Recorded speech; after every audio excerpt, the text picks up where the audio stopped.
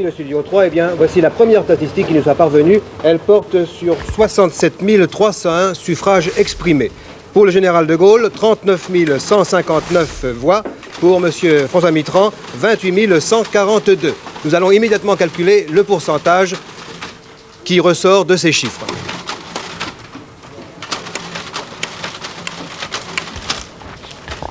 Merci mademoiselle. Le pourcentage est donc de 58,18% pour le général de Gaulle et de 41,81% pour M. François Mitterrand.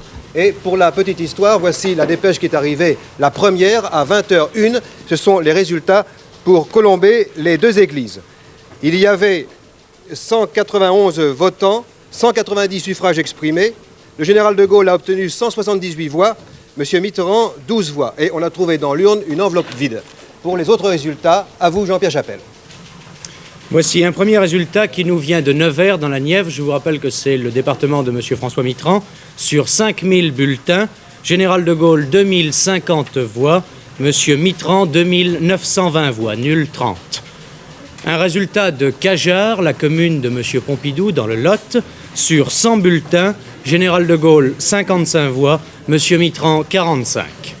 Mulhouse, au Rhin, sur 23 557 bulletins, général de Gaulle 11 735, M. Mitterrand 6 300. Lons-le-Saunier, Jura, sur 1000 bulletins, tout ça ce sont des résultats partiels, sur 1000 bulletins donc, général de Gaulle 610 voix, M. Mitterrand 361 voix. Mesdames, Messieurs, tout d'abord, je précise que les chiffres que je vais donner porte sur l'ensemble des départements de la métropole, plus La Réunion, la Nouvelle-Calédonie, Wallis et Futuna. Manquent encore les résultats de la Martinique, de la Guadeloupe, de la Guyane, de Saint-Pierre-et-Miquelon, des Comores, des Afar et Issa et de la Polynésie. Mais les résultats de ces départements et territoires d'outre-mer ne peuvent pas modifier le sens des résultats que je vais vous lire. Inscrits, 28 971 637. Votants, 19 994 117, soit 69,01%. Exprimés, 18 697 753, soit 64,53%, ont obtenu Monsieur Alain Poher, 7 895 821 voix, soit 42,22%. Monsieur Georges Pompidou, 10 801 932 voix. Monsieur Georges Pompidou sort victorieux de cette élection nationale avec 57,78% des suffrages exprimés. Élu président de la République pour 7 ans, il prendra officiellement ses fonctions de chef de l'État le 20 juin, c'est-à-dire vendredi prochain, date à laquelle la mission du président intérimaire, son concurrent malheureux, prendra fin. La campagne active d'abstention menée par le Parti communiste, le PSU et les groupes gauchistes est loin d'avoir répondu à l'espoir de ses instigateurs. En effet, le pourcentage des abstentions est de 30,99%. Il est donc seulement de 8,57% de plus qu'au premier tour, mais il convient de préciser, pour être complet, que le pourcentage des bulletins blancs et nuls est passé de 1% au premier tour à 5,47% au deuxième tour. Quant à la répartition des voix entre les deux candidats, un fait notable est à signaler.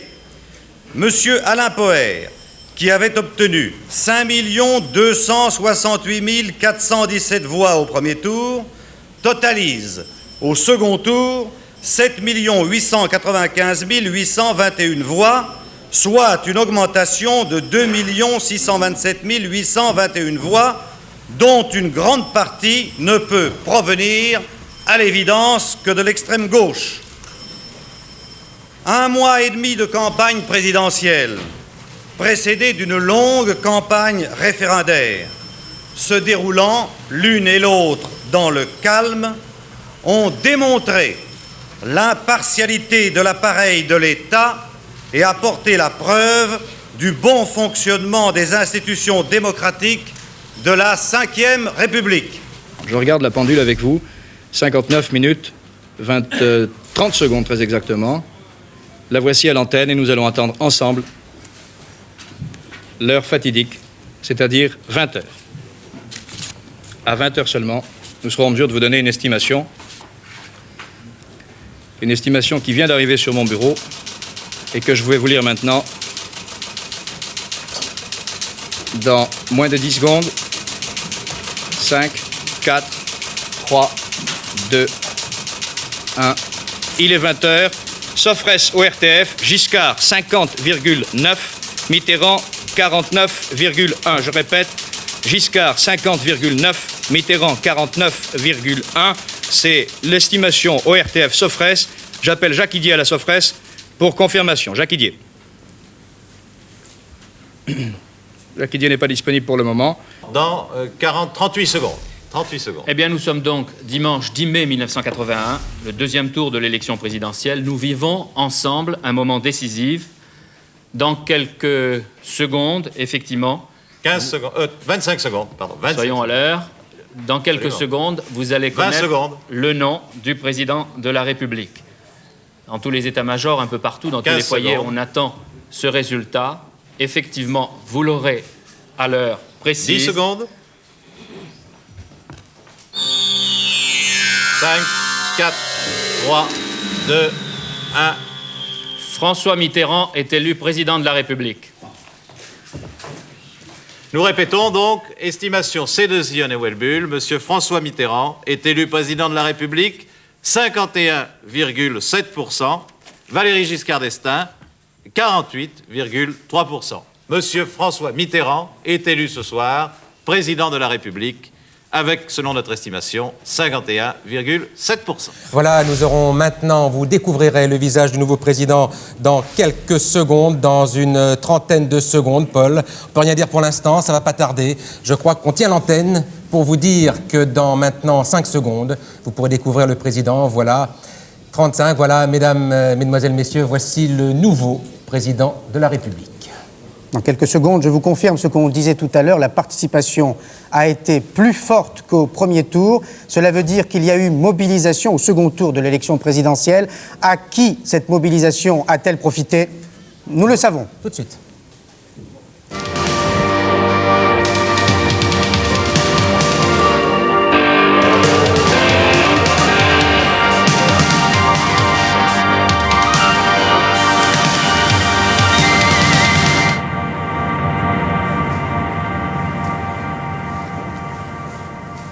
Voilà donc l'image de ce nouveau président de la République. François Mitterrand vient d'être réélu selon l'estimation Bull BVA avec 53,9% des voix. Ce qui veut dire, on va le voir tout de suite, que Jacques Chirac a obtenu de ce comté 46,1% de ces mêmes voix. 53,9% pour François Mitterrand et 46,1% pour Jacques Chirac. Un tout premier commentaire, Paul Amar. François Mitterrand, président de la République, pour la seconde fois de sa carrière, il bat un record. C'est la première fois sous la Ve qu'un homme est élu au suffrage universel direct 2 fois de suite. Il est 19h59 et 39 minutes, 40, oui, 39 secondes, 44, 45, 46, 48, 49, j'ai sauté le 47, 50, 51. Il s'agira du 22e président depuis Louis-Napoléon Bonaparte, rappelons-le, et rappelons au passage que le septennat existe depuis 1873. Il est 20h. Voici le choix des Français, le nom et le pourcentage de la victoire pour le nouveau président de la République. 5e président de la Ve République, Jacques Chirac, 52% des suffrages exprimés aujourd'hui. Lionel Jospin, 48% des suffrages exprimés. Le nouveau président de la République est donc M. Jacques Chirac, élu avec 52% des voix. C'est la joie, c'est la liesse, on peut le comprendre. Avenue d'Iéna, au siège du quartier général de M. Jacques Chirac. Je vous laisse écouter l'ambiance. Voilà, dans quelques secondes maintenant, il est 20h. Voici notre estimation des résultats de l'élection présidentielle.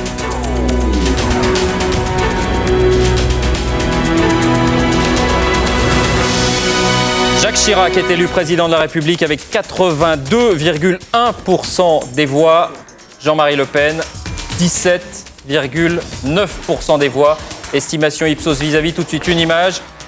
Celle de la République. Non, nous allons alors retrouver Jean-Marie Le Pen à Saint-Cloud. Jean-Marie Le Pen, est-ce que vous m'entendez?